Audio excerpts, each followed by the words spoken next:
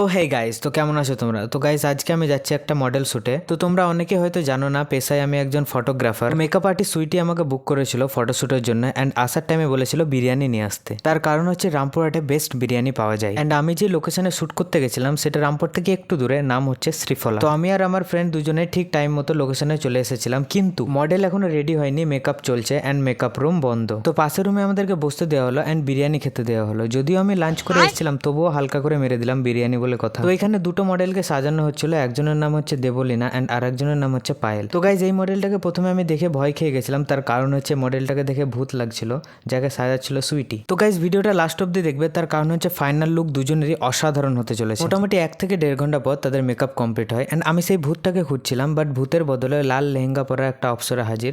তো গাইজ, দুজনেরই মেকআপ এত সুন্দর হয়েছিল, সত্যি দেখার মতো ছিল। তো মডেলদের মেকআপ কমপ্লিট হতে এতটাই লেট হয়ে গেছিল যে আমি প্রথমে ঠিক করি যে আউটডোর শুট করব, কারণ সন্ধে নেমে আসছিল অ্যান্ড আমি ন্যাচারাল লাইটটাকে মিস করতে চাইছিলাম না। তো আমাদের কপালটা এতটাই খারাপ যে লোকেশনে পৌঁছানো মাত্রই বৃষ্টি শুরু হয়ে যায়। তো সময় কম থাকায় এই বৃষ্টির মধ্যে আমরা ভিজে ভিজে শুট করতে লাগলাম। গাইজ, তোমরা যদি এই দিনকার শুটের ফটোগুলো দেখতে চাও, তো আমি আমার অফিসিয়াল পেজ জেএস ফটোগ্রাফির লিঙ্ক নিচে দিয়ে দেবো, সেখানে গিয়ে তোমরা দেখতে পাবে। তোমরাও যদি এরকম টাইপের মডেল শুট, ওয়েডিং এর ভিডিও অথবা ফটো শুট ও ইত্যাদি নানা রকম শুট করতে চাও, তো অবশ্যই নিচে দেওয়া নাম্বারে কন্ট্যাক্ট করবে। অ্যান্ড ভিডিওটা ভালো লাগলে অবশ্যই like, comment, share and follow করতে ভুলবে না। টাটা।